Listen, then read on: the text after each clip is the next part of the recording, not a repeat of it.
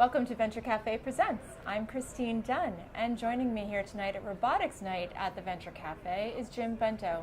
He's the CEO of Movia Robotics.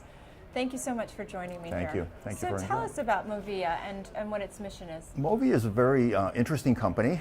It's a humanoid robotic company that has developed some software to teach children with special needs, children on the autism spectrum, teach them how to learn and do social skills, learn academics, and to be part of society. As you know, autism is a very hard a hard case to really educate. It costs a lot of money. It takes a very special place in the school system with special education. The increase, autism is on the increase, 1 in 68 versus 1 in 168 5 years ago. CDC doesn't know why autism has come to this point, and we feel we have a solution that could help children with their situation, with their learning, and help them become productive adults and grow into a normal life. So how does it work exactly? Because I would imagine part of it with the behavioral and the relational challenges that sometimes emerge with some of these children.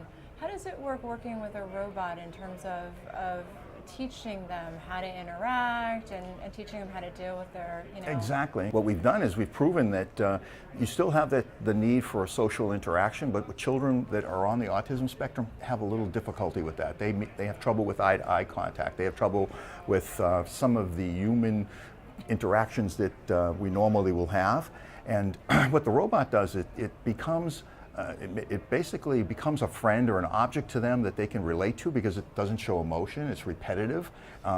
It's not really a toy, but they look at it as someone that they can become friends with. And through that, we use an instructor, we use a therapist, and an instructor in the classroom. That instructor helps and develop content that the child basically is working on, things like social skills, how to beat a drum, how to basically have an eye contact or an exercise, all the way up to academics. You could teach a French lesson, you could teach a math lesson with it. So depending on where the children are on the autism spectrum, it really helps them with their learning.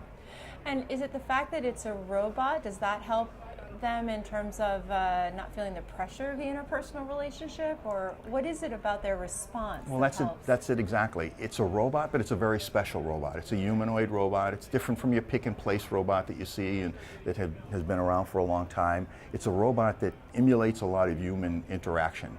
It has the ability to do eye contact, read my eyes, they change colors. It has a voice. It has a semi-autonomous or autonomous engine that it can mimic movement, and it can. So the children feel right at home. They actually enjoy and they embrace. They look forward to their classes. They look forward to basically the next time that they're going to meet the robot. And we use that as a learning aid to assist teachers to get to the problem, which is to really assist these children in their learning abilities and disabilities. So you're using it in schools right now? We are. We're in West Hartford school system. We've been there for 5 years.